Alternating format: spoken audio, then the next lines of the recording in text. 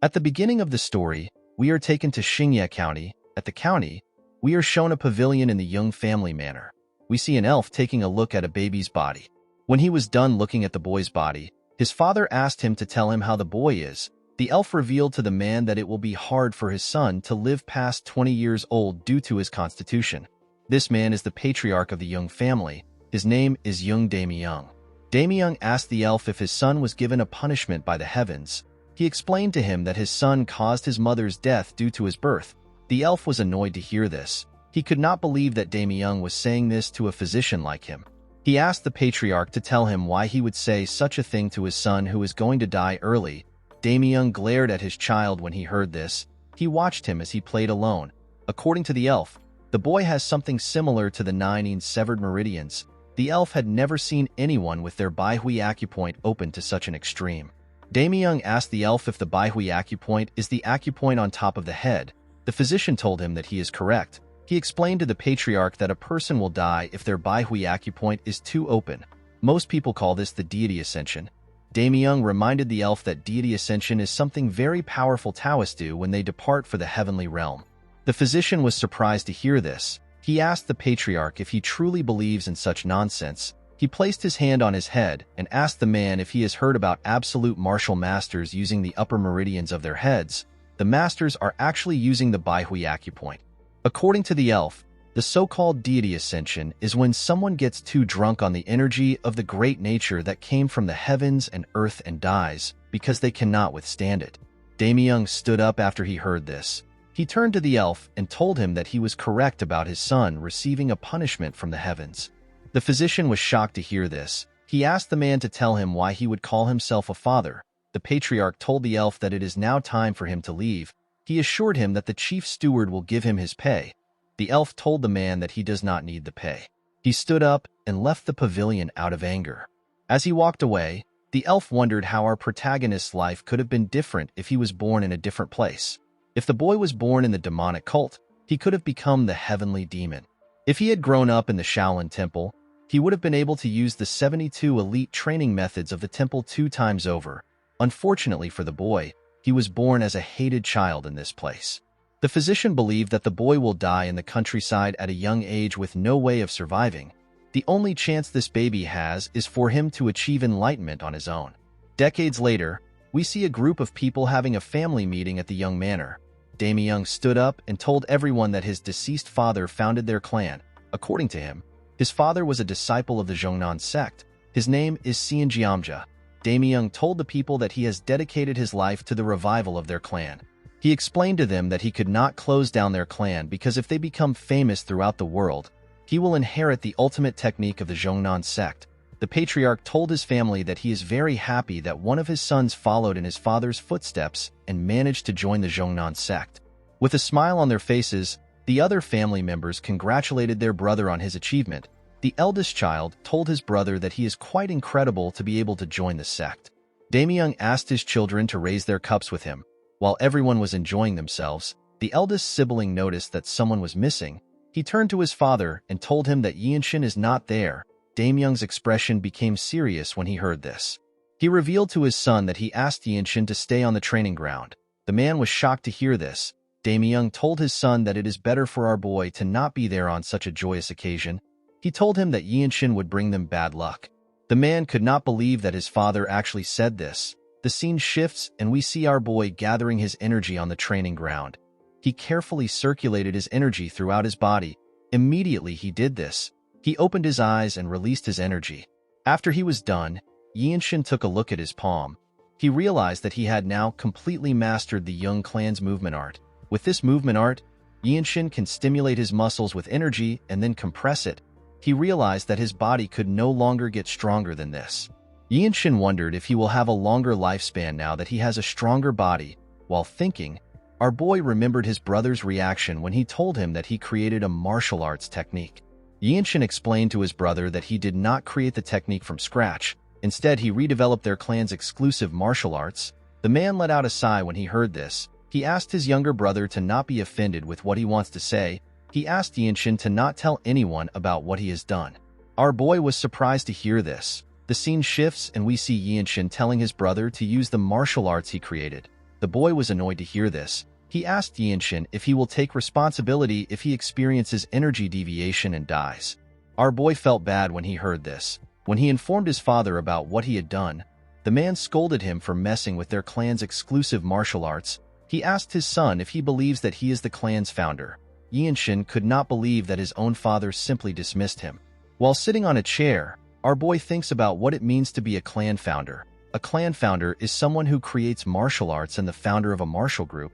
Our boy never believed that he was someone that was so great.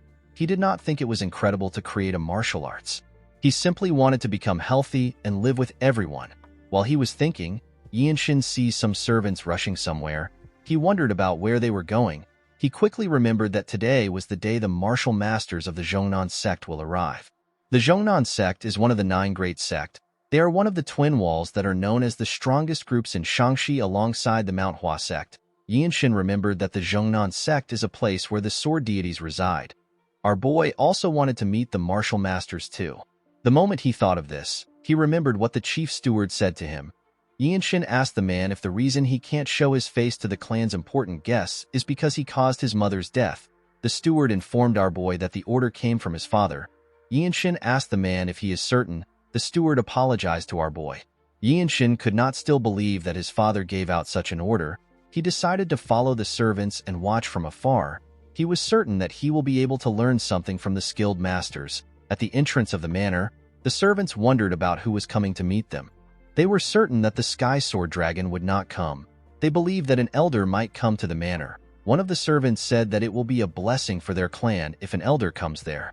While the servants were talking, Damyung and his family stepped outside. Immediately they did this. Someone screamed that the martial masters have arrived. Immediately the person said this. We see an elf and 2 other men enter the compound. The members of the clan and Damyung's children were shocked to see the elf. One of the servants referred to the elf as a noble race. Yinshin was also shocked to see the elf. The noble race are known to be a mysterious race that can live on forever. Humans think of them as deities. Our boy and his family noticed the unique energy the elf was exuding. Yinshin noticed that the core energy condensed in her body is being exuded by her naturally. Damyung quickly regained his composure and welcomed the elf to his clan. He told her that he is honored that she would visit their clan. He and his son bowed their heads to greet the martial masters. He told them that he is the patriarch of the clan.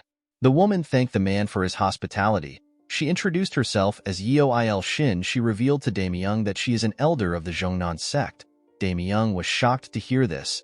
He could not believe that the woman is a noble race elder of the Zhongnan sect. He immediately begged Il Shin to forgive him for not recognizing her as a deity. The woman asked the patriarch to raise his head. She told him that she did not come to boast of her status. Damyung apologized to Il Shin for his disrespect. He could not believe that he kept the sword deities of the Zhongnan sect waiting outside. He asked her to follow him in. Yinshin was surprised to hear that the woman was an elder when she was already from the noble race.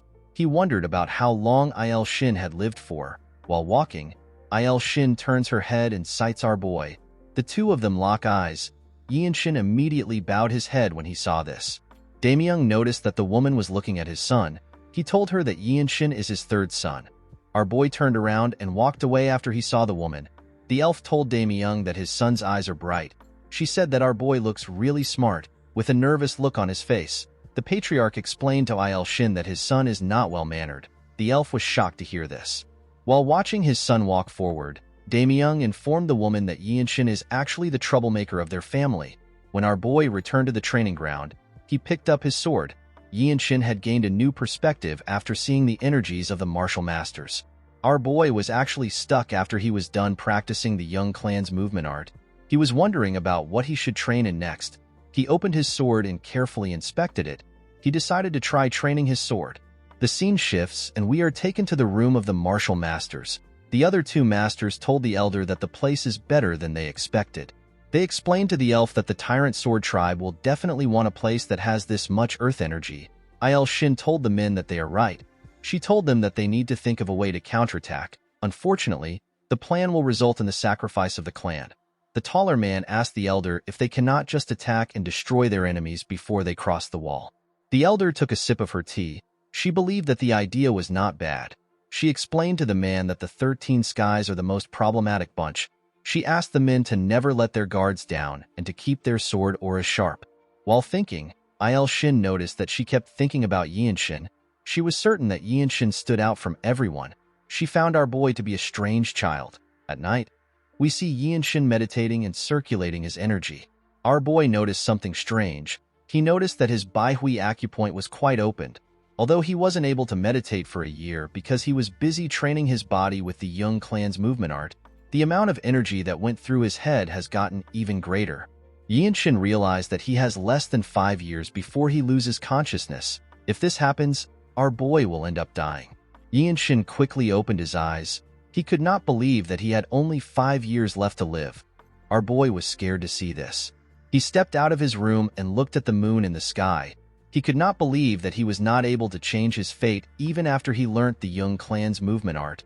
While thinking, Yinshin sensed something. He quickly turned to the side. He could sense an ominous energy coming from the main building. Our boy quickly grabbed his sword and ran to the building. As he got closer, Yinshin became certain that something was wrong. The scent of blood got stronger the closer he got to the building. The building was also too quiet. While running, Yinshin saw a portal at the entrance of the building. Our boy quickly ran through the portal. He realized that someone set a trap formation. When he arrived into the main building, Yinshin saw something shocking. He saw the dead bodies of the servants and the guards lying on the ground. Our boy could not believe that he just noticed that something was happening in the manor. He realized that this might have happened because of the trap formation. While looking around, Yinshin realized that everyone on the ground was part of his clan. He wondered if the culprit possessed an overwhelming martial prowess. While he was looking at the bodies, someone asked him about why he is still alive. When Yinshin looked up, he saw some men carrying the dead bodies of the servants. A huge bald man walked up to him. With a scary look on his face, the man told our boy that he should have hidden if he managed to survive. One of the man's colleagues asked him to send Yinshin to the afterlife. Yinshin glared at the man when he heard this. The bald man asked our boy to not blame him. He told him that he is simply following orders. He gathered his energy in his hand and rushed to attack Yinshin. Our boy grabbed the man's wrist and used his hand to crush it. The bald man screamed out in pain. He fell to the ground and began to tremble. The man's colleagues were shocked to see what our boy did to his hand. They quickly grabbed their swords. The man who asked the bald man to kill Yinshin asked him for his identity. Our boy released his energy and raised his sword. With a serious look on his face, he told the man that he is the third son of the clan. The moment Yinshin stepped forward, the bald man stood up. He called our boy a bastard. He gathered his energy and got ready to attack. Before he could take a step, Yinshin used his sword to cut off his head at a crazy speed. The bald man did not know what happened. All he knew was that he could no longer clearly see our boy. Yinshin rushed to attack the other men. The men were startled when they saw this. Our boy got close to them and used a technique known as scripture origin ability to cut off the head of the man closest to him. Before the other man next to him could react, Yinshin tore his body apart. The other two men were terrified to see our boy coming towards them. Before they could even attack, Yinshin cut off the wrist of one of the men and beheaded the other man. Immediately he did this. He turned around and stabbed the man whose wrist he cut in the chest. The man screamed out in pain. Yinshin was annoyed to see this. He pulled out his sword from the man's body. Our boy watched the men as they fell in front of him. He let out a sigh. This was his first time using his delightful sword. Fortunately, Yinshin was able to understand how it works. While he was looking at his sword, someone commended him on his sword art. Our boy quickly turned to the side. He saw another group of mysterious men. A man wearing a headband tells Yinshin that the idiots lost because they let their guard down. Although the man said this, he was actually surprised by how good our boy was. He never expected someone so young to be so skilled. He asked Yinshin if he has trained in the delightful sword his whole life. Our boy asked the man if he is from the Blood Flame cult. The man revealed to him that the men on the ground are the ones from the cult. He explained to him that they are from the Tyrant Sword tribe. Yinshin was surprised to hear this. He could not believe that the Tyrant Sword tribe and the Blood Flame cult were in the same place. The 13 Skies are said to be the most cruel and powerful group in the Murim. Yinshin could not believe that the Tyrant Sword tribe and the Blood Flame cult, which are both part of the 13 Skies, were in his manor. He asked the man to tell him the type of business that their two groups have with the manor. The man told our boy that it is not his business. Yinshin smiled when he heard this. Due to the fact that the man was answering his question instead of attacking him, our boy asked the man if he knows about him. The man was surprised to hear this. He did not understand what Yinshin was talking about. Our boy realized that the man did not understand the question. He decided to simplify the question. He asked the man if he knows that his family is part of the Desolate Fortress, which is the best branch sect in the Murim. He told the man that it will be a pain for him if he kills him, even if he is part of the Tyrant Sword tribe. The moment he said this, someone destroys a huge wall next to them. A person was sent flying from the other side of the wall. The person crashed on the ground. Yinshin was shocked to see the person.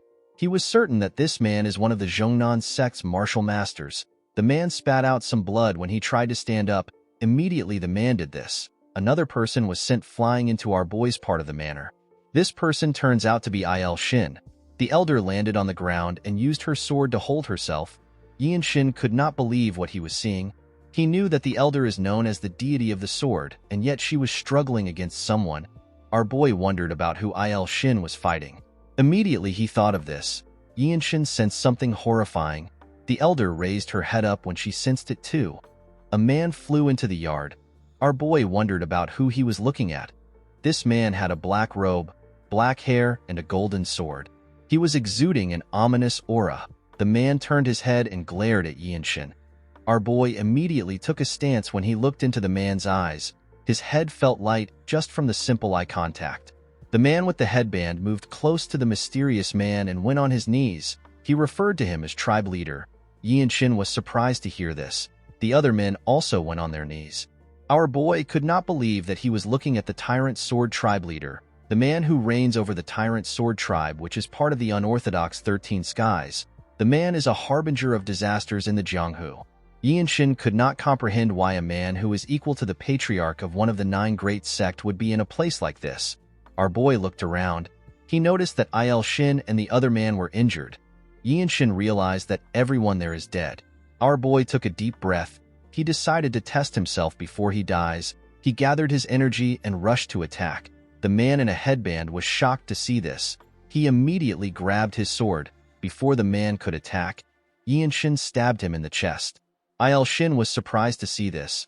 Our boy let go of the man and asked the tribe leader if he can even kill him after what he has done. The other tribe members were annoyed to hear this. They quickly pulled out their swords. The tribe leader asked the men to stop. The tribe members were shocked to hear this. The tribe leader told Yinshin that his spirit is better than everyone's spirit combined. The elder was surprised to hear this. His subordinates were shocked to hear this. They did not understand what was happening. The tribe leader told our boy that he will let him live. With a confident look on his face, Yinshin told the man that he simply can't kill him. He took out his sword from the body and pointed it at the tribe leader. He revealed to him that he is the only grandson of the former Divine Sword Squad leader of the Desolate Fortress. Il Shin was shocked to hear this. She was certain that the Divine Sword is the best in the Desolate Fortress. According to the tribe leader, the Desolate Fortress was created by the imperial family in order to prevent any conspiracy by the Murim forces. The man believed that it won't be a good idea to be involved with such a group. The tribe leader explained to Yinshin that he is not letting him live for this reason. He revealed to our boy that he likes him. He explained to him that his temperament and spirit are things that a powerful martial artist needs in the Jianghu. Our boy simply glared at the man. The tribe leader revealed to Yinshin that he would have taken him in as a disciple if he wasn't related to the Desolate Fortress. Everyone was shocked to hear this. The man raised his sword and pushed it into the ground. He told Yinshin that he will give him one day to leave the place. He told our boy and the elder that he does not permit any clan or sects to step foot on the land. After saying this, he turned around and walked forward. The members of the tribe put their sword away and followed their leader. Before leaving the building, the leader informed Yinshin that he will always be open to have a duel with him. He asked him to come find him when he is ready to get revenge. Yinshin glared at the man when he heard this. After saying this, the leader left the building. Our boy kept the image of the leader in his head. He etched it into his mind. In the next scene, we see Yinshin staring at his father's body. He saw his father coughing. He told the man that he is right next to him. Damyung reached out his hand and touched his son. With a shaky tone in his voice, he asked Yinshin to tell him why he is so strong. Our boy explained to his father that he used the Young clan's movement art which he created. Damyung was shocked to hear this. He could not believe that his son created a martial art. He remembered when Yinshin told him that he created a martial art using their clan's technique. At this time, Damyung turned around and asked his son to repeat what he said. With a look of anger on his face, the man asked our boy to tell him what gave him the right to mess with their clan's exclusive martial arts. The patriarch asked our boy if he is referring to the martial arts he told him about. He referred to the martial arts as the sacred art created by their clan. With tears in his eyes, Damyung told his son that he was too stupid and ignorant. He could not believe that his third son improved their clan's martial arts. The patriarch told Yinshin that he has the qualities of a founder. The man could not believe that someone as skilled as Yinshin was his son. The moment he thought of this, he lost consciousness. Our boy held his father's hand tightly. The second son called out to his father. Our boy stood up and turned to the chief steward. He asked him to tell him how Haya is doing. The man assured Yinshin that his niece is safe. He told him that the girl is simply sleeping because her acupoint has been blocked. According to the steward, Haya's acupoint was blocked to knock her out, and then she was hidden so that the killers wouldn't find her. Our boy called out to his elder brother. He asked him to raise Haya in the Zhongnan sect. He explained to him that the little girl has an exceptional affinity with the 5 elements. He assured him that the sect will take her in. The boy asked Yinshin about what he is going to do. Our boy told his elder brother that he will look after himself. The moment he said this, Il-shin comes to look for him. Yinshin asked the woman if she is already leaving. The elder explained to our boy that she needs to report the situation to the Zhongnan sect now that the tyrant sword tribe leader has gotten involved. Il-shin asked Yinshin if he is going to the desolate fortress to meet his mother's family. With a sad look in his eyes, our boy told the elder that she is correct. He revealed to her that he does not have anywhere else he can go to become stronger. Upon hearing this, Il-shin offered to bring Yinshin to the Zhongnan mountain. Our boy thanked the woman for giving him an offer. He told her that he is quite honored. Il-shin revealed to Yinshin that she plans to recommend him as the sect leader's disciple. Our boy and the other 2 men were shocked to hear this. The elder assured Yinshin that it is possible for someone like him. Yinshin knew that the direct disciple of the Zhongnan sect would be able to learn the absolute sacred art. The best part is that the Zhongnan sect leader is one of the few martial artists that is among the top 10 swordsmen in the world. Even though our boy knew this fact, he still declined the offer. He apologized to the elder. Il-shin smiled when she heard this. She told our boy that she simply wanted someone as talented as him. Yinshin asked her to forgive him. The elder assured him that it is fine. She told him that the doors of their sect will always be open for him. The moment he heard this, our boy told the woman that he has a question. Il-shin asked him to share his questions.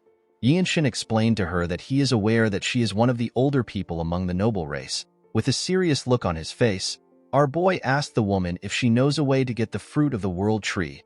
Il-shin was shocked to hear this. The fruit of the world tree is protected by the desolate fortress leader whom the emperor has acknowledged as the king and a peer. It is said to give eternal life and youth to those who eat it. It is a treasure from the heavens. Yinshin believes that he will be able to add to his short lifespan if he eats this fruit. Il-shin revealed to our boy that she has not lived half of her own lifespan, so she does not have any authority over the world tree. According to the elder, the desolate fortress leader is able to give the fruit to other people. Yinshin told the elder that he has to go to the desolate fortress. Il-shin explained to our boy that the item is not easy to get. She told him that the item is sacred even among the noble races. Yinshin explained to her that he does not know any other way to save himself. He told Il-shin that he will have to become the Divine Sword Squad leader and achieve great feats. The elder bowed her head and assured our boy that she will cheer him on from afar. After saying this, she turned around and told Yinshin that she needs to leave to take the updates to the sect. She referred to the tall man as Cliff Swordsman and the short man as Neutral Spirit Fist. She told our boy that the men will stay to clean up the place. The men put their hand together and accepted the order. After saying this, she left. The scene shifts and we see our boy and his family leaving their manor. Yinshin thanked the 2 men for their help. With a sad look on his face, the Neutral Spirit Fist asked our boy to not thank them. He told him that they also played a big part in the tragedy. Before Yinshin left, his elder brother called out to him. While holding Haya, the man told his little brother that an apology is not enough to console him for everything that has happened to him within the clan. He promised Yinshin that he will be a better older brother the next time they meet. He asked our boy to survive at all cost. Yinshin revealed to his brother that he is not talented. He told him that he has to train like his life depends on it. The man assured our boy that he will do his best. Haya raised her head up to see our boy. She referred to him as uncle. Yinshin asked his elder brother to protect their niece. He turned to the steward and asked him about what he plans to do now. The steward revealed to Yinshin that there are smaller branches of their family all over Nanyang. He told him that he will look after the remaining assets since the bloodline of the family is still alive. Our boy told the man that he is heading to the desolate fortress. He told him that he hopes they can meet from time to time. Yinshin was certain that the chief steward will be of help since he knows martial arts. Before leaving, our boy asked the steward to live a comfortable life.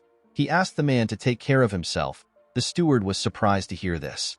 After saying this, Yinshin walked forward. The steward watched as our boy walked away. He could not believe that Yinshin asked him to leave a comfortable life. The man realized that no other descendant of the Jung clan has ever said this to him after he was taken in by the previous patriarch. The man bowed his head at Yinshin. In the next scene, we are taken to Xiangyang. It was a beautiful and vibrant city. Yinshin went into a bar and followed an attendant to the top floor. He placed his bag on the table and looked at the city from the top floor. He was relieved to see that he had finally arrived. While he was looking around, he hears some people talk about how amazing the desolate fortress is. A chubby man tells his friends that people all over the Central Plains gather there with big dreams because of the desolate fortress. According to the man, the owner of the bar told him that he is out of liquor. The man's friend told him that it is really chaotic in restaurants these days. This is because the martial artists who came to take the entrance test are always drunk. Yinshin was shocked to hear that there is an entrance test in the desolate fortress. The moment he thought of this, someone asked him if he is also there to take the entrance test.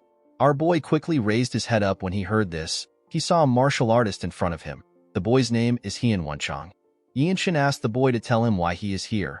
Wenchang apologized to Yinshin for rushing into things. He told him that he was simply fascinated to see a challenger that is younger than him. He introduced himself to our boy and told him that he came from Shaanxi. He called the place a really far place. Our boy also introduced himself to Wenchang. He told him that he is from Xingye County. Wenchang was surprised to hear this. He could not believe that our boy came from somewhere nearby. He told Yinshin that his journey must have been easy. He revealed to our boy that he had to fight the Green Forest bandits and swim against the pirates of the Pirates' Fortress. He told Yinshin that the water martial arts of the pirates was really vicious. Yinshin also faced some bandits when he was traveling. However, our boy easily cut them down. He told Wenchang that his journey was quite easy. The boy looked around to see if there is anyone close to him. He moved close to our boy and told him that they can become friends and share any information about the test with each other. Yinshin asked Wenchang if there is really a test. The boy was shocked to hear this. He raised his voice and told our boy that the test is known as the Desolate Fortress Trial. According to Wenchang, the Desolate Fortress is quite different from the usual martial arts group. Just as those who want to become government officials need to be well-versed in martial arts and literature, there is a test just for joining the Desolate Fortress. Yinshin asked the boy if that is why many people are gathered here. Wenchang explained to our boy that it does not matter if he has any foundations. The moment he joins the organization, opportunities and teachings will be provided to him. Due to this, every martial artist comes to try their luck. There are countless people who have learnt various martial arts just to pass the test. The Desolate Fortress is the strongest martial arts group in the world. It is also a place of martial arts that causes everyone's hearts to race. Most people would say that if you want to take on the world with just one weapon, you need to go to the Desolate Fortress, since the imperial family that rules over the Central Plains would make their move in order to control the martial arts groups. All the elixirs and advanced martial arts gathered from all over the world are waiting in the fortress. Wenchang explained to Yinshin that some people believe that the great sects with traditions are better than the Desolate Fortress. With a smile on his face, the boy said that these people do not know what they are saying. He said that martial arts groups created by commoners can never be stronger than the Desolate Fortress. Our boy took a sip of his drink and told the boy that he understands. Wenchang revealed to Yinshin that most people are not able to pass the test in one try. Yinshin simply told the boy that he understands. Wenchang explained to him that the people that usually pass are the next generation leaders of reputable martial arts clans that are rising in the world and trying to gain fame. With a smile on his face, Wenchang asked our boy if he will take the test with him tomorrow. Without making a single reaction, Yinshin told the boy that he accepts his offer. Wenchang became nervous when he heard this. He did not understand why our boy would not even react to what he has been saying. Wenchang told Yinshin that he is quite easygoing. As he continued talking, our boy stopped listening. Yinshin was happy to hear that he can join the group as long as he can pass the test. He did not want to ask his mother's family for help because he did not know where they live or what they look like. The next day, we see Yinshin and Wenchang walking into the fortress to take their test. The participants were given a tag containing a number. Our boy was given number 13. After accepting his tag, Yinshin looked around. He was in a ring with other participants and 2 examiners. According to Wenchang, the participants will pass the exam if the supervisor accepts their plaque. However, if he tells you to return it to the reception, you will fail. The second exam is a tournament. Our boy asked Wenchang if there is a third exam. The boy told Yinshin that the third exam is an interview with the Lord of the Desolate Fortress. Yinshin was shocked to hear this. He asked his friend if he is certain.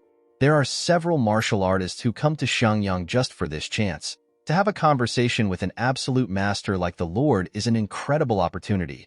This martial artist hoped to receive some kind of profound understanding. Yinshin told the boy that he understands. Immediately he said this.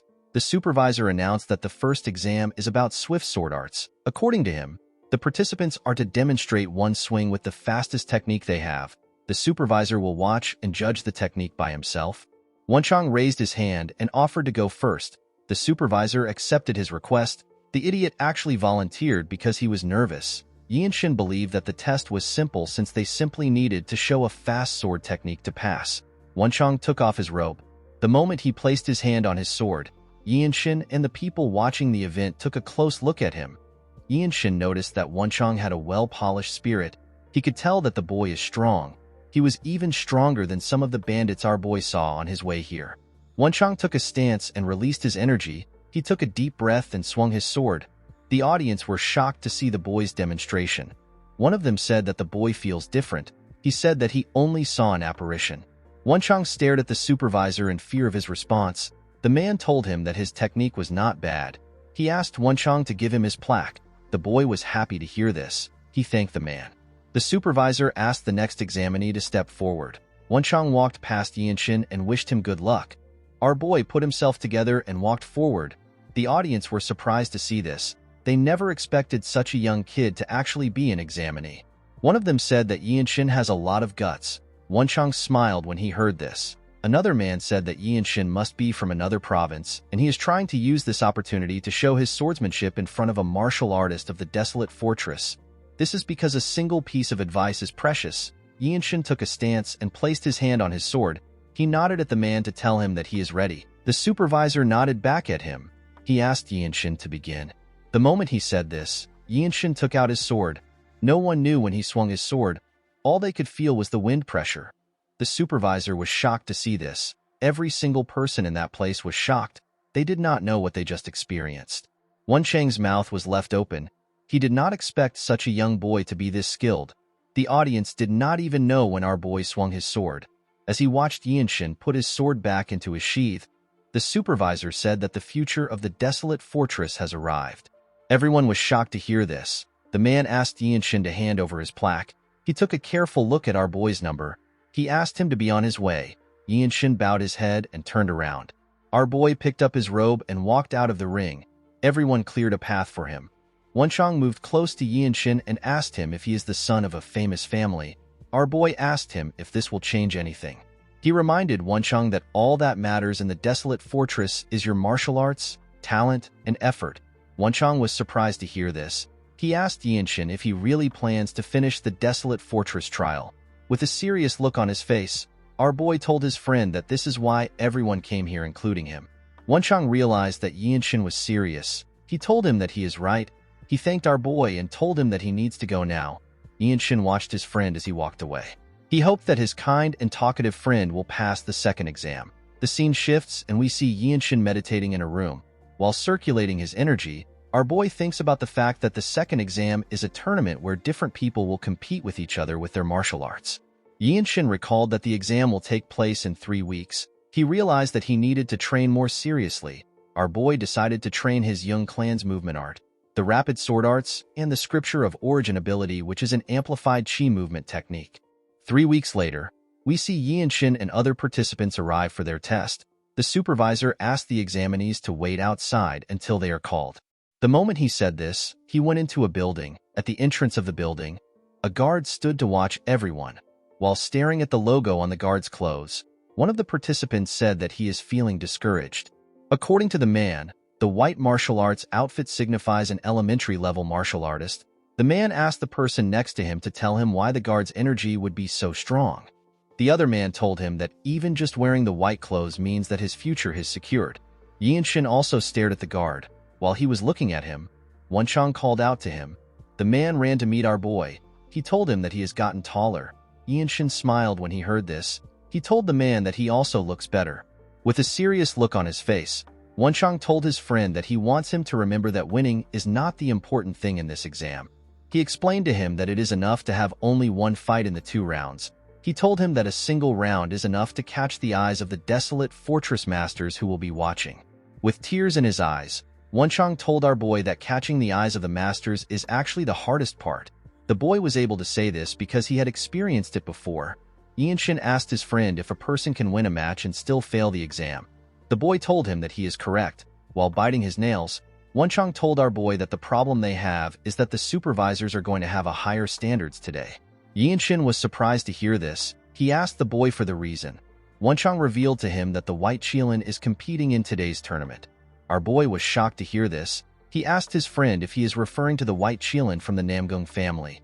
The White Qilin wiped out a notorious group of bandits before he was even 15. He also beheaded the Shrouded Assassin, a sword master of the unorthodox faction. According to Wenchang, there are rumors that the White Qilin defeated all the up and rising fighters at the 8 Great Family Dragon and Phoenix tournament when he was 18. Yinshin was surprised to hear this. He asked his friend to tell him why someone from the Namgung family would join the desolate fortress, especially when it is someone that already has martial dignity and everything else.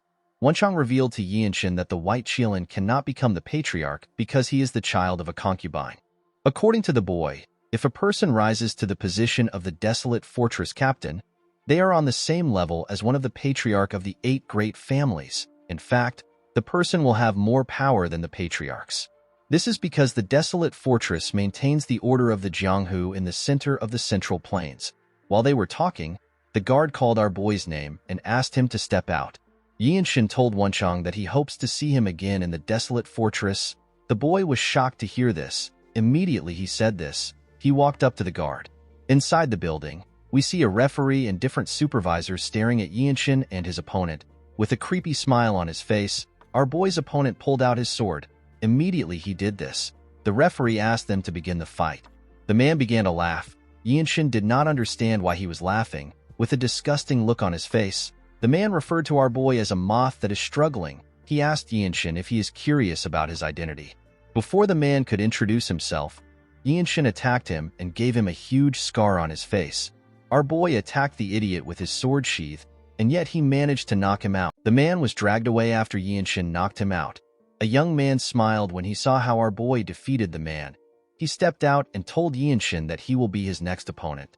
Our boy turned around to see the handsome young man with light blue hair.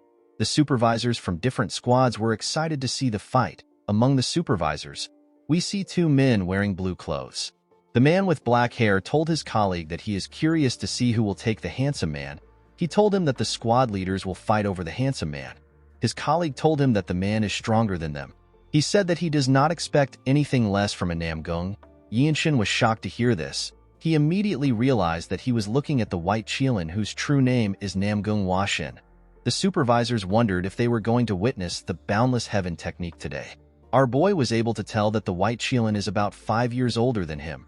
Although the man was strong, Yinshin did not believe that he was at a level which he could not reach. Thanks to his family's martial arts, our boy was more physically fit than Washin. However, he was below him in other aspects.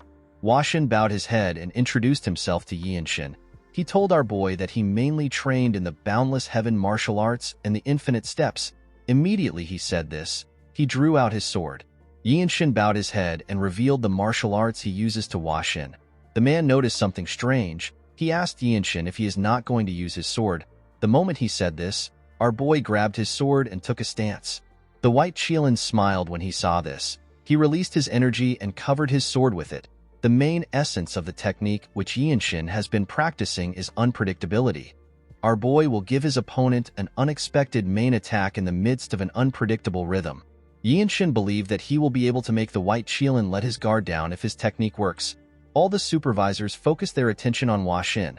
The referee asked our boy and Hua Xin to begin the duel. Immediately he said this. Yinshin attacked the white Qilin. Unfortunately for him, Hua Xin was able to block the attack and his sword got broken. Hua Xin was shocked to see our boy's attack. He never expected it to be so fast. All the supervisors could not understand what they just saw. Although they expected Hua Xin to win, they had never expected to see such a scary, delightful sword. The two men in blue were more shocked than the other supervisors. Hua Xin took a look at his sword. He turned to Yinshin and told him that he lost. Our boy was surprised to hear this. Everyone else was also surprised to hear this. The two men did not seem surprised to hear the result. In fact, they were more shocked by our boy's delightful sword. The man with blonde hair noticed that Yinshin was 5 years younger than the white Qilin. He realized that our boy could not yet use true energy with his techniques. The blonde man said that he is scared of how powerful Yinshin will become in future. The referee walked up to our boy. He pointed in another direction and told him that there is another garden in the north side. He asked Yinshin to wait at the garden. Our boy bowed his head and told the white Qilin that he will love to duel with him another time. Hua Xin said that he was also about to propose the same thing. With a smile on his face, the man told Yinshin that he is looking forward to their next duel. After hearing this, Yinshin moved to the next garden. Inside the garden, he saw some warriors already waiting there. The martial artists were surprised to see that someone as young as Yinshin passed the tournament. They believed that the white Qilin would have been the next to step into the garden. As he walked forward, Yinshin thought about his fight with the white Qilin. Our boy knew that he had no chance of winning the fight if it was dragged on. This is why he used the most extreme form of delightful sword as soon as the duel began. However, because Hua Xin had imbued his sword with his true energy, our boy's sword broke. Yinshin believed that it was a failure on his end for rashly using delightful sword. Although he believed that this was true, Yinshin never expected the white Qilin to admit defeat. He realized that this is how a noble of a renowned family behaves. Our boy remembered how surprised the two men were when they realized that he could not use true energy with his techniques. The Young clan is a third-rate branch clan. There was no one in Yinshin's household that knew how to use true energy. If such a person existed, our boy would have learnt from the person. Yinshin drew out his sword. Now that our boy had seen it, he understood how it is supposed to be used. While staring at his sword, our boy began to release some energy. Yinshin understood that it wasn't just simple as putting energy into his sword. Instead, true energy is meant to be used as a medium to become one with the sword. The moment he thought of this, his sword began to glow. The other martial artists saw a shining, blinding light in the garden. When they turned, they saw something shocking. They could not believe that Yinshin was experiencing sword resonation. They were more shocked to see that such a young person was experiencing it. Yinshin's sword released a bright light and waves of energy. Yinshin felt like his body and his sword had become united. He raised his sword and took a stance. Our boy realized that he had reached the body-sword unification. After reaching his new state, Yinshin opened his eyes. Our boy smiled when he looked at his sword. Someone congratulated him on his enlightenment. When Yinshin turned to the side, he saw the white Qilin. The man placed his hand on his sword. Yinshin looked around. He noticed that the other martial artists were staring at him. Our boy realized that the white Qilin was protecting him because he was scared that someone might get in the way of his enlightenment. While he was thinking, Wenchang walked up to him. Yinshin put his broken sword away and thanked Hua Xin for protecting him. He also congratulated him on passing the tournament. Hua Xin began to laugh when he heard this. Wenchang reminded his friend that he is also next to him. Our boy smiled and congratulated him. While they were talking, Wenchang remembered something. He told Yinshin that he has gotten a nickname. Our boy was surprised to hear this. When someone has shown exceptional martial arts prowess or has attracted attention, people will give that person a nickname and call them by it. Unless it is someone who commits atrocious and evil deeds, most nicknames represent a huge honor for martial artists. Hua Xin informed Yinshin that he has also heard about his nickname. Our boy was surprised to hear this. He was certain that he had not done anything other than pass a trial. Hua Xin revealed to our boy that people call him the Lightning Genius. Yinshin was surprised to hear this. He could not believe that he was now known as the Lightning Genius. According to the white Qilin, people are saying that he has the talent of lightning. The man told Yinshin that this is his new name in the Jianghu since even the desolate fortress martial artists are calling him by this name. Our boy laughed when he heard his new name. He asked the two men if they are certain that people are not just trying to mock him because he is a little fast with his sword. Washin smiled when he heard this. He could not believe that Yinshin thought that he was a little fast. He asked our boy to tell him what he will call someone like him who had a hard time blocking his attack. Our boy looked up to the sky. He could not believe that he was now known as the Lightning Genius. This was a title that he could not even dream of when he was doing the horse stance in the young manner. A while later, everyone was asked to gather around. They were told that they are about to go through their last trial. The supervisor told them that they will be able to join the desolate fortress if they pass the trial. Yinshin could not believe that he was about to meet a living piece of history and one of the strongest martial masters in the world who might even be the strongest. After the supervisor explained to them, the first person walked into the building. A little while later, the man came out of the building looking like he had seen something that he should have not seen. Wenchang was surprised to see the look on the man's face. The man did not say anything to anyone. He simply walked past everyone. After the man left, others went in. They all came out looking the same. Due to the fact that everyone came out quickly, Wenchang asked his friend if the leader is simply looking at faces. After a while, Yinshin was asked to step in. Our boy was asked to keep going until he gets to the top floor. When Yinshin arrived at the top, he saw a huge golden door. The door opened and our boy stepped inside. Immediately, he stepped inside. Yinshin noticed that there were some vines tied to a pillar. When he looked up, our boy saw someone sitting on a throne that was surrounded by trees. The person that sat on the throne was a woman who was a member of the noble race. This elf is the leader of the desolate fortress. Yinshin greeted the elf and introduced himself to her. She turned her head to see our boy. Yinshin was surprised to see the elven woman. The leader was a beautiful elven woman with green hair and green eyes. The leader told our boy that he is part of a certain bloodline. With a serious look on his face, Yinshin asked the leader about the bloodline she speaks of. Our boy wondered if the leader knew about his mother's family. The elf glared at Yinshin. She could tell that our boy already knew what she was talking about. She told him that he is quite bold. Upon hearing this, Yinshin admitted to her that he is the grandson of the former Divine Sword Squad leader. The leader revealed to our boy that his grandfather is about to join the Elder Council. She told him that he is a very obstinate man. While looking at Yinshin, the elf told our boy that he has an injury. Yinshin was surprised to hear this. He told her that she does not need to concern herself with it. He assured her that they are nothing but trivial issues. The elf explained to our boy that the issues are not trivial. She told him that he simply covered the wound with his trained body. She told him that he has only lived for 15 years. She apologized to Yinshin for commenting on his issue. She told him that an outsider like herself should not be getting involved in such things. The leader smiled and stood up from her chair. She told Yinshin that she likes him. She explained to him that she finds it interesting that he doesn't bow to anyone even though he came here because he has something he wants. Yinshin was surprised to hear this. He did not know how the leader was able to find out that he wants something. He wondered if she has found out that his Baihui acupoint is abnormally wide open. Yinshin decided to ask her his question. He asked the leader if he will live if he eats the fruit of the world tree. The woman told our boy that it is possible for him to get what he wants. Yinshin asked the leader if he can actually get it. The elf explained to him that it depends on what he does. Yinshin was relieved to hear this. He told her that this is enough for him. He thanked the leader for her response. The moment he bowed his head, our boy remembered something. He asked the leader if he is now a martial artist of the desolate fortress. The elf smiled when she heard this. She told our boy that he is. She told him that he can leave now. She referred to him as the next Divine Sword Squad leader. Yinshin was surprised to hear this. As he walked back downstairs, our boy remembered her words. He wondered if the leader was trying to tease him or if she really sees potential in him.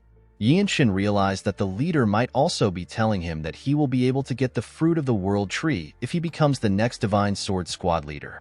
The scene shifts and we see Yinshin, Wenchang, the White Qilin, and another man. These four were the only people that managed to pass the test. The four of them were being escorted by a staff. While walking, the man asked the group if they know the kind of work that the desolate fortress does. With a confident smile on his face, Wenchang told the man that the desolate fortress stops martial masters from overthrowing the imperial family. The man told Wenchang that he is partly correct. He explained to him that this is actually one of the major things that they do. He revealed to him that they have something else they also take care of. He told him that they prevent a certain size of conflict from happening in the Murim. The group was surprised to hear this. According to the staff, no one knows what would happen when a fight breaks out in the Murim. The man revealed to them that a blood storm swept across the central plains on the day that rumors that the heavenly demon's grave was discovered. Things would have been fine if the fight was between those who coveted manuals of ultimate martial arts or elixirs. Unfortunately, the martial artists did not care. They committed heinous crimes against commoners and other martial artists. The man told them that they will not recognize the Murim after they witness this hellish sight. Wenchang was annoyed to hear this. He recalled the incident which the man was talking about as the disaster of the heavenly demon's grave. The staff told the group that it has been 17 years since the incident took place. He explained to them that the unorthodox sects and the demonic faction are not the only problems they have. All orthodox groups, including the 9 great sects and the 8 great clans, are also a problem.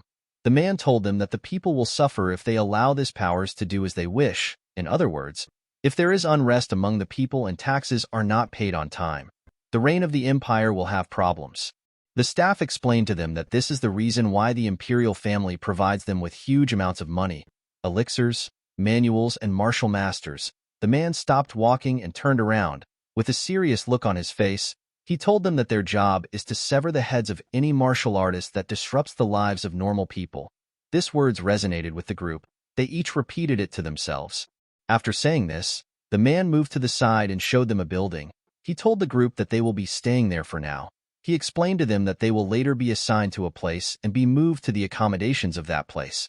The man wished the group the best of luck. In the next scene, we see our boy on his bed. Yinshin realized that he had now spent a week in this place. He never expected it to take so much time for him to be assigned to a place. While our boy was thinking, someone knocks on his door and asks him if he can enter. Yinshin asked the person to step in. The person turns out to be Wenchang. The boy seemed to be happy. Yinshin asked him to tell him what happened. Wenchang revealed to our boy that the place they are going has been decided. He told him that they are going to the Radiant Demon Squad, which is a combat squad.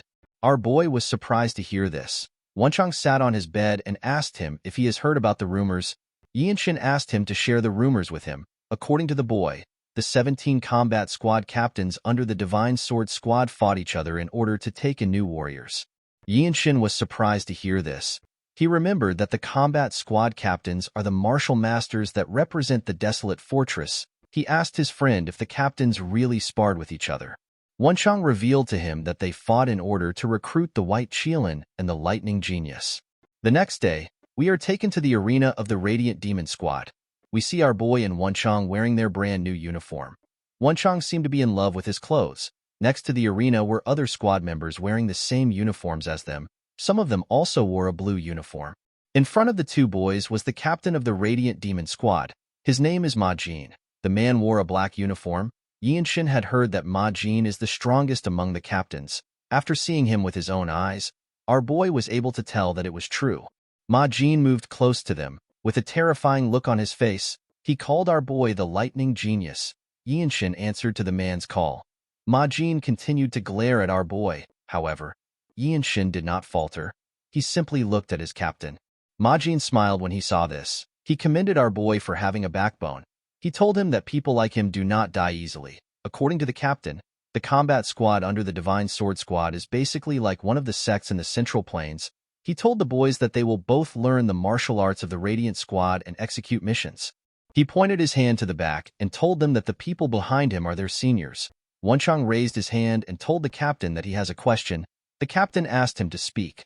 Wenchang thanked him for allowing him to ask a question.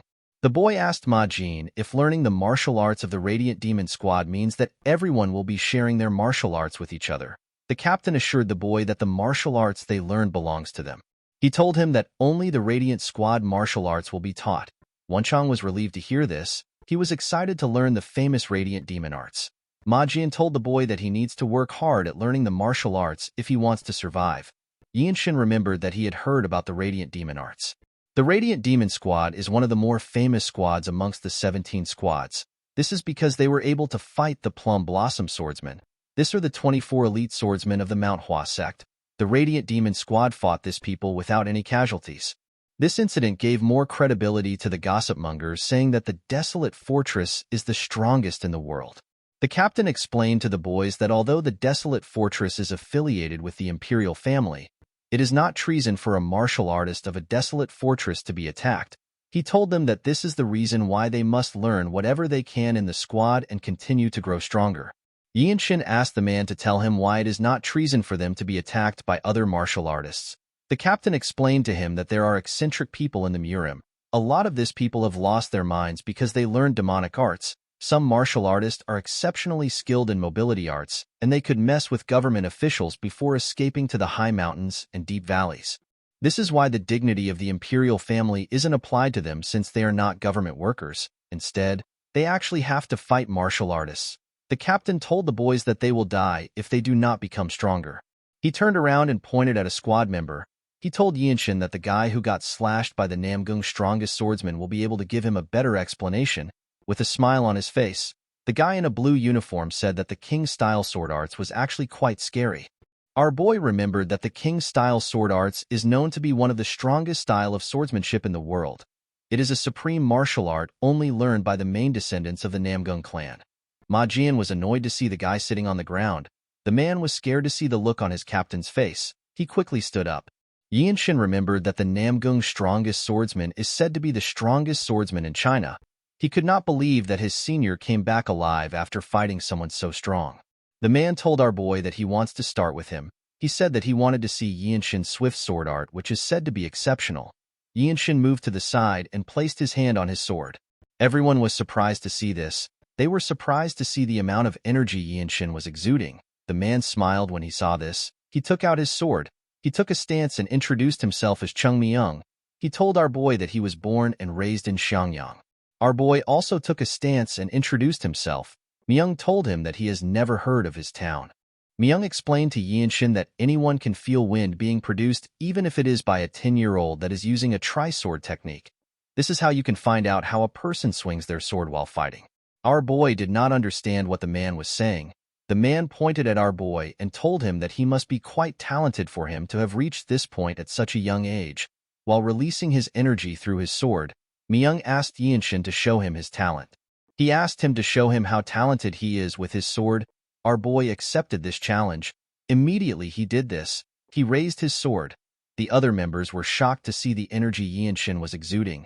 They realized that he had sword resonance. Even the captain was shocked to see this. While his sword was glowing and vibrating, Yinshin glared at Myung. He put all his focus on his senior. Yinshin could feel his senior's breathing with his energy detection.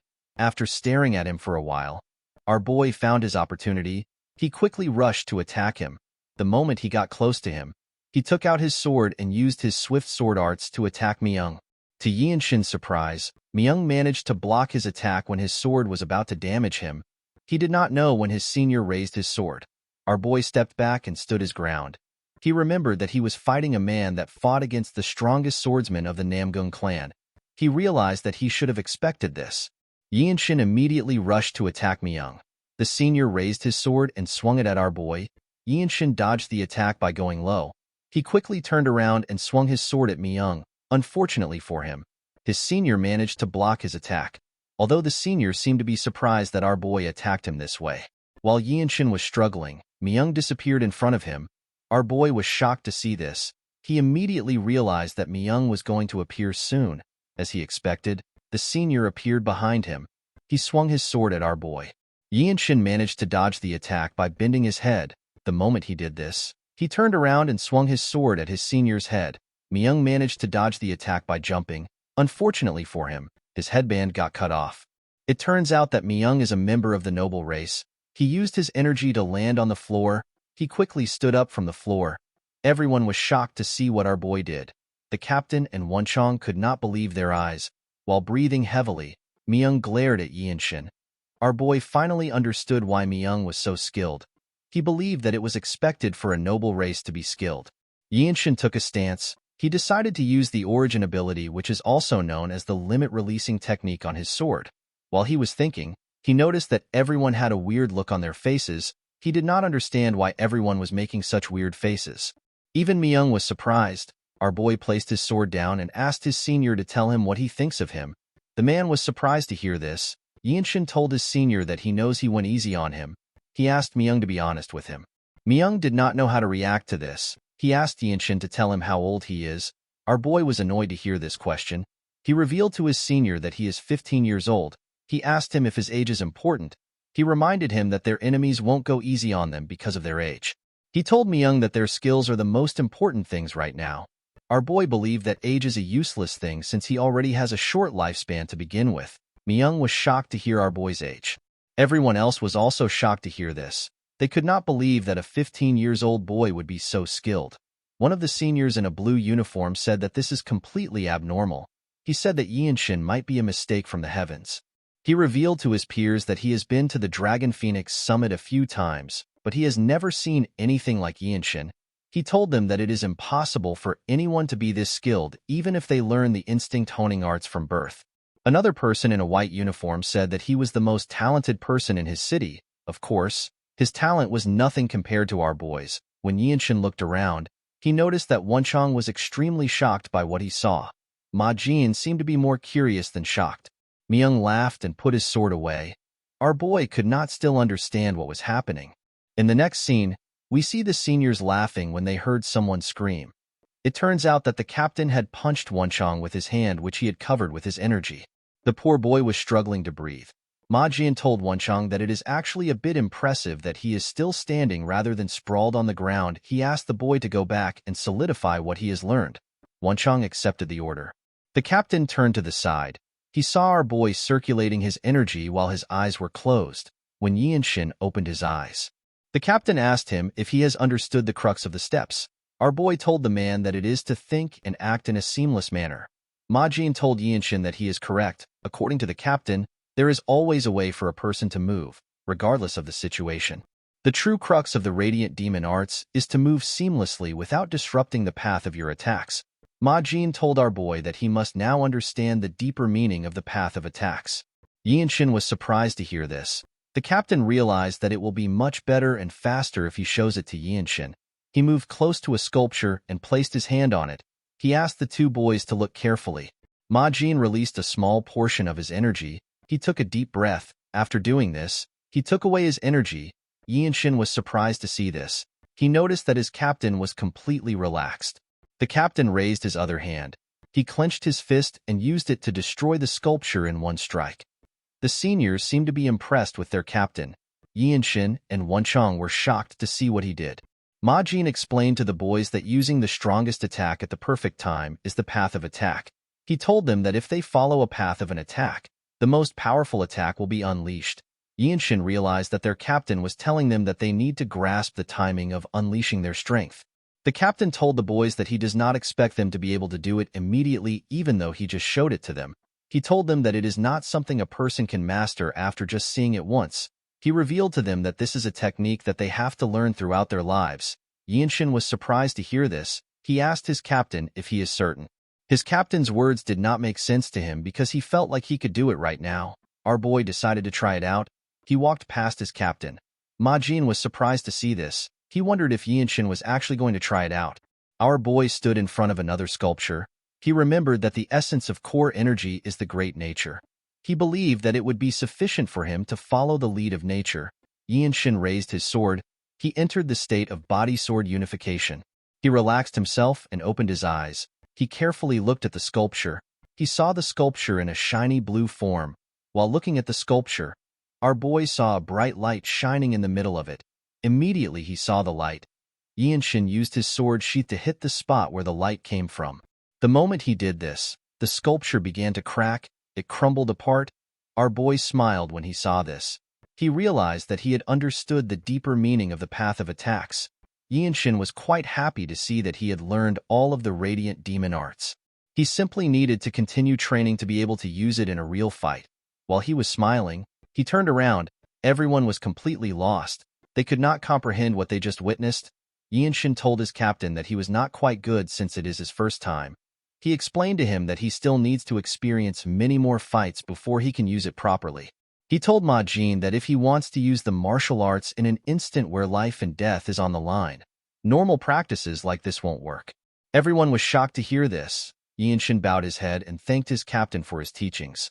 Ma Jin did not even know how to react to this. He told our boy that he will need to think about how he should teach him. Yinshin did not understand what his captain was saying. The next day, we see Wonchong next to our boy. He asked Yinshin if he heard that their seniors had a huge fight with the Heavenly Squad. Our boy was surprised to hear this. He reminded Wonchong that the Desolate Fortress is actually quite strict when it comes to their rules. He told him that fighting outside of training grounds is a punishable offense for martial artists of the desolate fortress. Yinshin asked his friend to tell him why they fought. Wenchang revealed to him that one of the Heavenly Squad members picked a fight with their squad at a restaurant. He told a member of their squad that our boy's talent won't blossom in their squad. Yinshin could not believe that the men actually fought for this reason. Wenchang told his friend that he does not know what the Murim is like. He explained to him that something that does not seem like a big deal could provoke someone to raise their sword against him. Unfortunately, the streets place great value on the process of defeating your opponent and winning the fight. Wenchang told our boy that the situation is actually not bad. With a weird look on his face, the boy told Yinshin that he never expected the seniors of the desolate fortress to get angry over a newbie. He said that he would not know what to do if he was in the same situation. Yinshin did not understand what his friend was saying.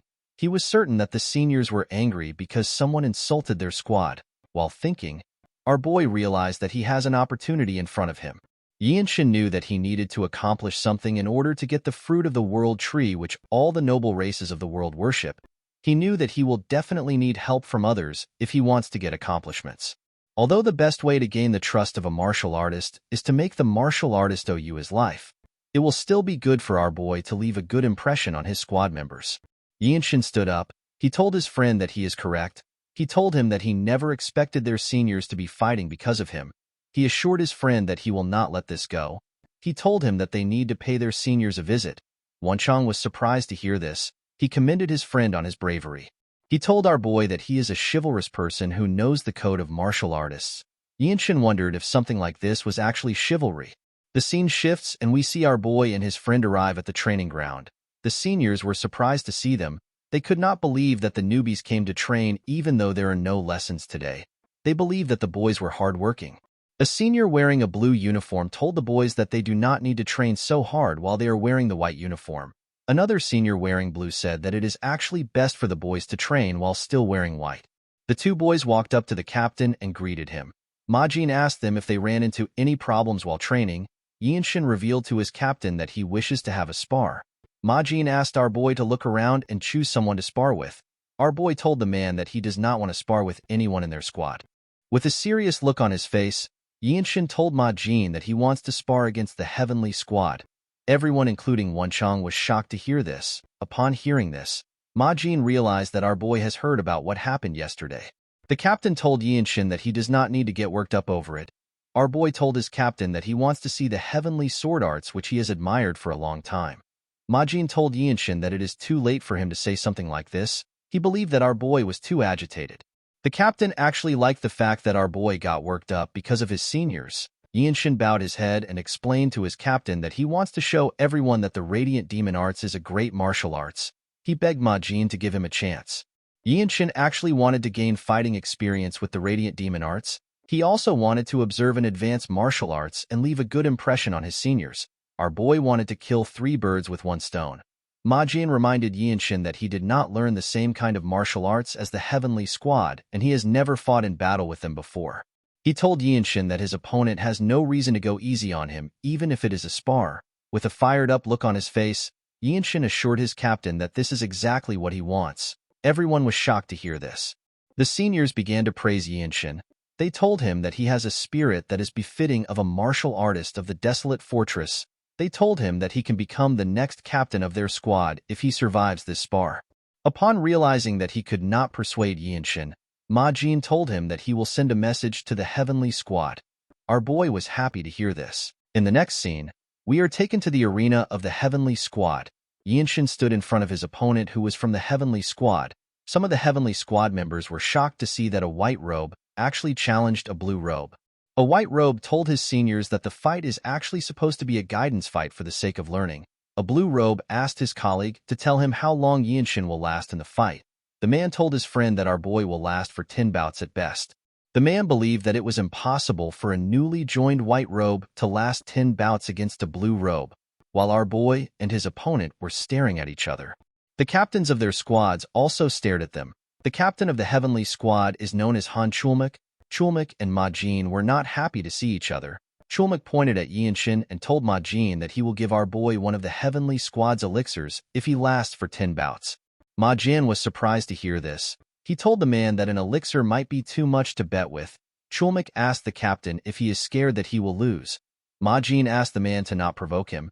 He reminded him that the desolate fortress's elixirs are valuable and they are not something that should be used frivolously. Chulmak was annoyed to hear this. He explained to Ma Jin that the honor of their squads is on the line. He asked him if this is not important to him. Ma Jin let out a sigh. He decided to accept the deal. Chulmak happily sat down when he heard this. He told Ma Jin that they need to trust their own people as leaders of the group. Ma Jin smiled when he heard this. Yinshin's opponent moved close to him and asked him if he just joined the organization. Our boy bowed his head and introduced himself to the man. In the desolate fortress, people start as white robe warriors before advancing to a blue robe warrior. However, not everyone becomes a blue robe warrior. There are some people who take more than 10 years to become blue robe warriors. The blue robe warriors are people who won't lose to even the pinnacle martial masters who represent major sects. The man revealed to Yinshin that he has trained in the heavenly sword arts for 20 years. He told our boy that although swords are said to have no eyes, the sword of masters do have eyes. With a serious look on his face, the man told Yinshin that this does not mean anything to him. He assured our boy that he will not show him any mercy. Yinshin told the man that he has no problem with this. The man was surprised to see how calmly he spoke. He drew out his sword. He then released his energy. Everyone focused their attention on the man. Yinshin smiled when he saw this. He was curious about the kind of sword style that a blue robe of the heavenly squad uses. Our boy quickly removed this thought from his head. He believed that he did not need any of this unnecessary thoughts. He told himself that the sword style the man used is irrelevant. He said that he will simply use his own style of martial arts. The man covered his sword with his energy. He told our boy that he will let him have the first attack. He asked him to come at him. Yinshin activated the limit-releasing technique. He quickly rushed to attack the man. He swung his sword at him when he got close to him. The man managed to block the attack. He realized that our boy was quite fast. Yinshin raised his sword and began to attack the man fiercely. The man could only block our boy's attacks. The captain of the heavenly squad and his squad members could not comprehend what they were seeing. Chulmak could not believe that a white robe was this fast. Ma Jin smiled when he saw the look on his face. He knew that anyone would be shocked to see this level of skill from such a young boy. Although he knew that Yinshin is skilled, Ma Jin knew that it will be impossible for our boy to win if he doesn't make use of this opportunity. While fiercely attacking him, Yinshin moved closer to the man. The man was startled when he saw this. Before he could react, our boy continued his rain of attacks. The man could barely keep up with the attacks. Yinshin realized that he has gotten stronger after entering the desolate fortress. His body was now on a different level. It was trained with the Jung clan's movement art and the principles of martial arts. Our boy carefully moved to the side. The more inclined the sword trajectory is, the more back muscles it uses. When taking a step forward and turning with core energy, a rotational force is created. With this rotational force and his well-trained body, Yinshin used his sword to land a heavy hit on the man from the side. Everyone was shocked to see this. Before the man could regain his stance, Yinshin moved closer to him. He used the rotational force to knock the man's weapon out of his hand. Our boy could not believe that he had learned a new move. Yinshin put his sword to the man's neck. The man realized that he had lost. Our boy took a deep breath and glared at the man. The heavenly squad members could not comprehend what they just saw. Chulmak was quite annoyed. Ma Jin was happy to see the look on his face. The referee announced that our boy won the fight. The Radiant Demon Squad began to cheer when they heard this. While the man was doing his best to fix his hand, Yinshin put his sword into his sheath. Our boy knew that he was lucky. He only won because he had an overwhelming momentum due to the fact that he took the man by surprise. Our boy was certain that the results would definitely be different if he fought the man again. Yinshin bowed his head and thanked the man for giving him the opportunity to observe such a high-level swordsmanship. The man smiled when he heard this. He turned around and went to pick up his sword. He revealed to Yinshin that he was surprised by his sword trajectory and his rotational force. He told our boy that he possesses a martial prowess that is beyond his years. He explained to Yinshin that he has an incredible talent for swords. The man now understood why our boy is called the Lightning Genius. He could not believe that Yinshin actually possessed a martial prowess that is unfathomable even though he is so young. He told our boy that he is envious that the Radiant Squad found a treasure. The other people in the arena could not still believe their eyes. Ma Jin stretched out his hand to Chulmak. The man was annoyed to see this. Yinshin decided to name his new technique as the Energy Accumulation Discharge. While he was looking around, his captain walked up to him. With a smile on his face, Ma Jin threw a box to our boy. When he opened the box, he was shocked to see what was inside. Ma Jin told our boy that he is holding an elixir of the Heavenly Squad. The elixir was a small golden pill. He revealed to Yinshin that the elixir now belongs to him. The scene shifts and we see members of the Radiant Squad surround a particular building. At the entrance of the building, we see the noble race man and a woman looking around. This woman is known as the Zen Demon Sword. Her name is Beck Mirio. Mirio told the man that Yinshin is a monster. She never expected him to defeat a skilled swordsman like Gukikwan, someone who is a blue robe of the Heavenly Squad. Mirio revealed to her colleague that our boy is actually quite hardworking, humble, and polite. She told him that Yinshin is also good at seeing through martial arts. The man explained to her that they have never seen someone as talented as Yinshin. According to Mirio, when she uses a technique while sparring, our boy is somehow able to apply the same principle in a different posture. The way he executes the technique is even more precise than normal. Mirio revealed to her colleague that she would hate to use exclusive martial arts in front of Yinshin. She explained to him that our boy has some sort of innate talent for reinterpreting martial arts. The man agreed with his colleague. He told her that it is as if our boy learned the martial arts a long time ago. He believed that Yinshin is a true monster. The scene shifts and we are taken inside the building. We see Yinshin on the floor and Ma Jin next to him. The captain told our boy that he does not know the amount of energy he will be able to draw out of the elixir. People usually absorb about 60 to 70% of the elixir, but depending on the situation, it could be lesser than that. Ma Jin explained to our boy that he will damage his energy core or blood vessels if he acts recklessly because he feels like he is absorbing less. He asked him to not be too obsessed with absorbing it. Our boy assured him that he understood. According to the captain, the way to consume an elixir is to allow it flow into your core energy and to circulate that energy endlessly until it has completely melted. Ma Jin assured our boy that he will step in and help if his energy circulation becomes unstable. He asked him not to get surprised and to act accordingly.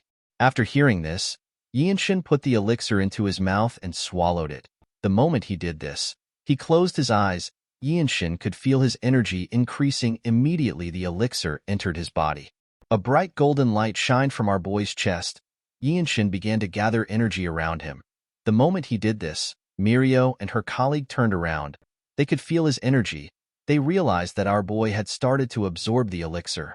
Mirio wondered about how strong Yinshin will become after he absorbs the elixir. The elixir shined like the sun in our boy's body.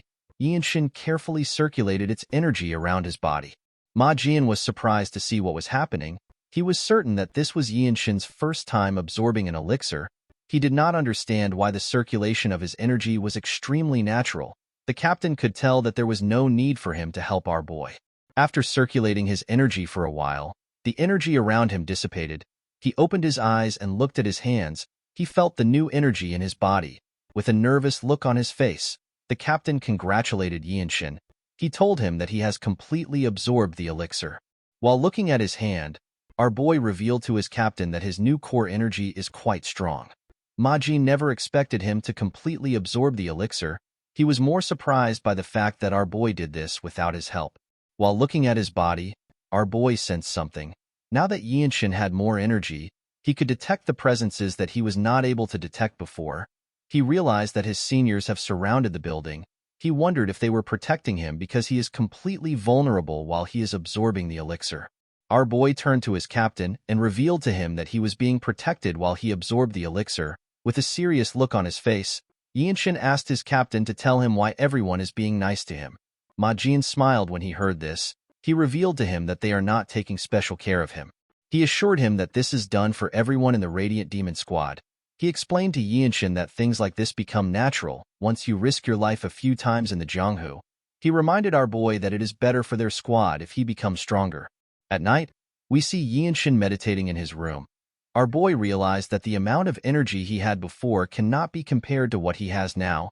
Yinshin decided to go to the training ground. He wanted to see how much stronger his martial arts had become. While he was walking to the training ground, the Zen sword demon called out to him. Our boy was surprised to see the woman. Mirio asked him if he came out because he could not wait to test himself. Yinshin told her that he did. The Zen sword demon revealed to our boy that she realized something after seeing his fight. Yinshin was surprised to hear this. He congratulated her for learning something. The woman told him that she only learned a small move. She apologized for interrupting his plan to train. She asked him if he would like to spar with her. Yinshin bowed his head and told Mirio that he can always train alone anytime. He told her that it is a rare opportunity for him to be able to spar with the Zen Sword Demon's palm strike technique. The woman put her hand together and asked Yinshin to simply call her Mirio. After greeting each other, the two put some gap between themselves. Yinshin pulled out his sword and said that he will be making the first move. With a smile on her face, Mirio took a stance. Our boy quickly rushed to attack her. He tried to pierce her with his sword. Mirio dodged the attack and grabbed Yinshin's hand. She covered her hand with her energy and used it to hit our boy in his stomach. The attack pushed Yinshin back. Before he could regain his balance, Mirio moved close to him. She covered her other hand with her energy. Upon seeing this, Yinshin also did the same. When Mirio attacked him, he used his hand to block the attack. Unfortunately for our boy, he was not strong enough to completely block the attack. He got pushed back. Mirio told Yinshin that he is quite scary. While looking at his hand, our boy asked his senior if she trained to use the one-inch strike. The woman told him that she did. According to Mirio, a swordsman that has learnt the Radiant Demon art can't only use a sword. The one-inch strike is very useful in close combat. In order to deal with the energies mixed in the body, a person needs to first destroy the enhanced protection energy with the one-inch strike. The Zen Sword Demon explained to Yinshin that after using core energy in the burst discharge to increase tension, the one-inch strike becomes really efficient. Our boy glared at his senior when he heard this. He asked her if he is allowed to say something. Mirio asked him to speak freely. He revealed to her that he has been more sensitive to detecting energy ever since he was young. He told Mirio that the way she used her core energy attracted his attention. The woman was surprised to hear this. She asked Yinshin if he was really able to see the movement of her core energy. Yinshin told his senior that he can't see her core energy.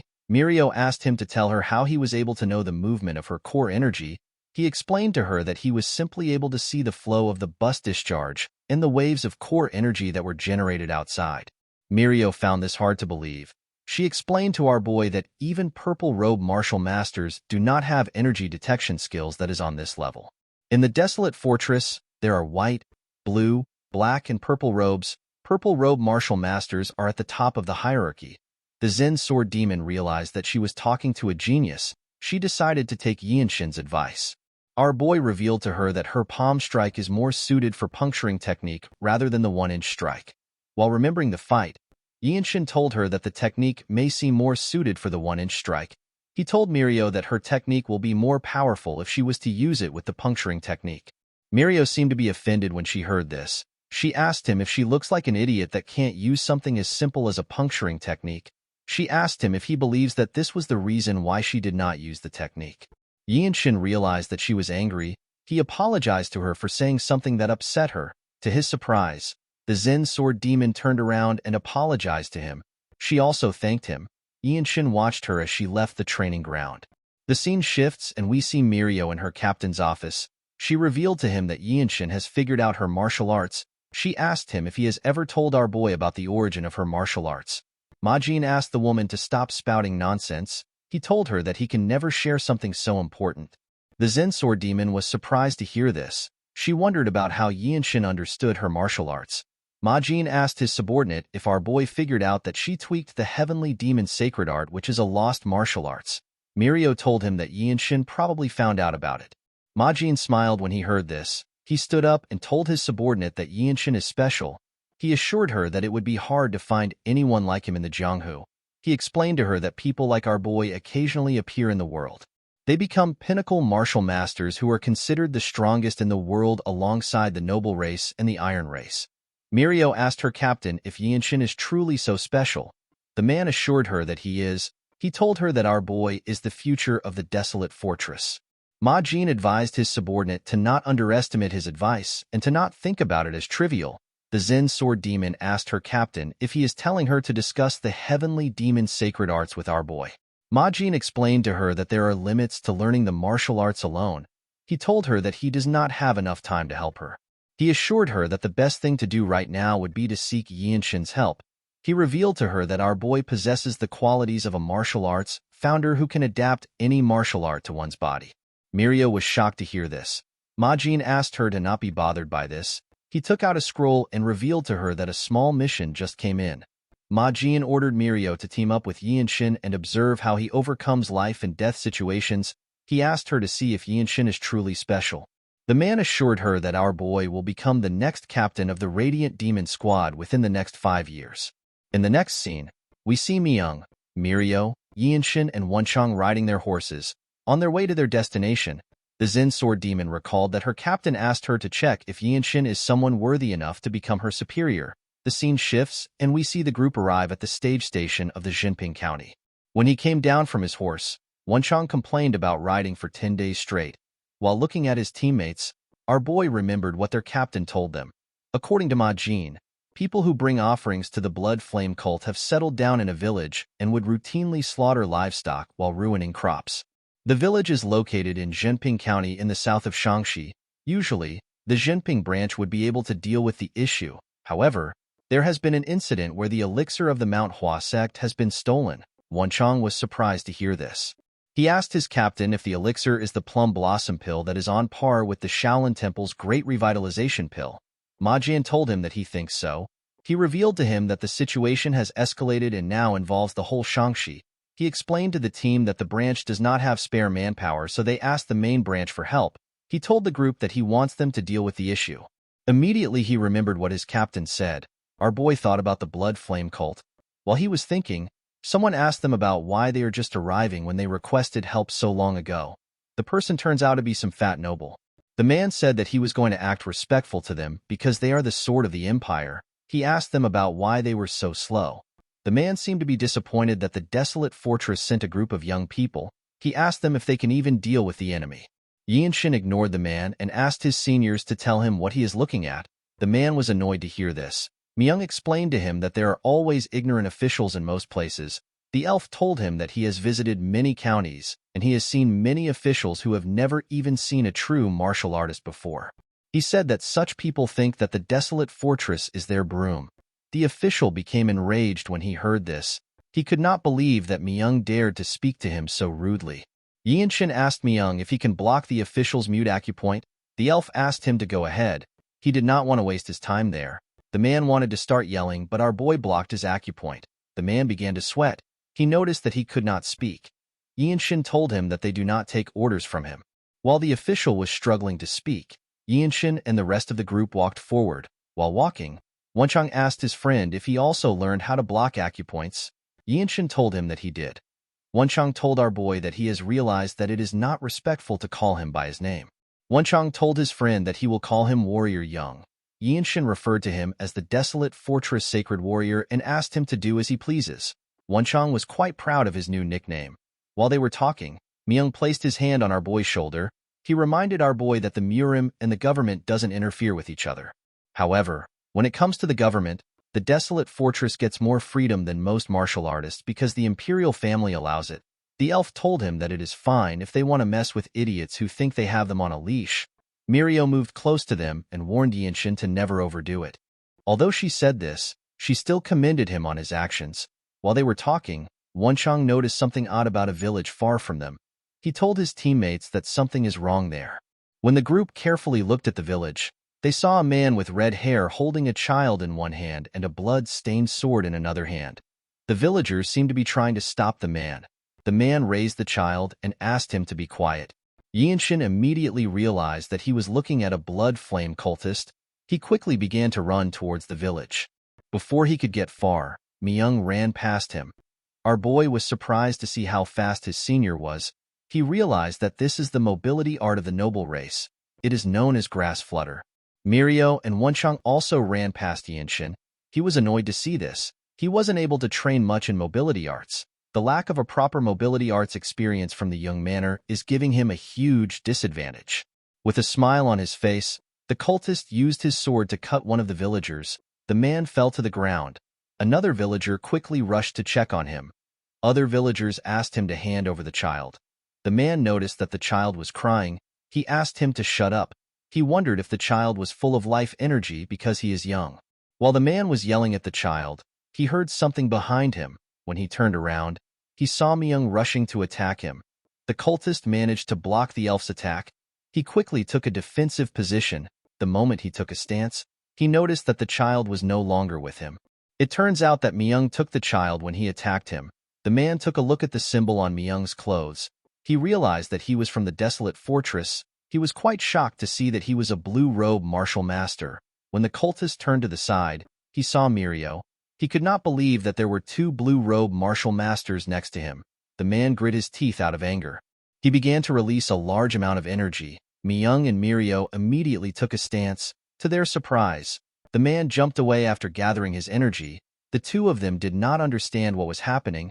They assumed that the cultist was going to fight them. Due to how fast he was, Mirio was able to deduce that he sacrifices his own lifespan in exchange for speed. She said that the blood flame cultists are the worst. When she turned to the side, she noticed that her juniors were just arriving. The scene shifts and we are taken to an inn. Mirio told Wonchang that his overall martial arts is alright for a white robe, but his stamina is lacking. She asked him to train to improve his stamina from now on. He bowed his head and said that he will do his best. The woman turned to Yinshin and told him that his basics are surprisingly well trained. She said that it is rare to find someone like him even amongst the 9 great sects and the 8 great clans. She revealed to him that she was able to notice this when she saw him running without any techniques. The Zen Sword Demon told our boy that there is probably no one in the Radiant Demon Squad that holds a candle to him when it comes to physical abilities. She pointed at Myung and said that someone like him could never be his match in terms of physical abilities. Myung laughed when he heard this. He told Yinshin that it is actually true.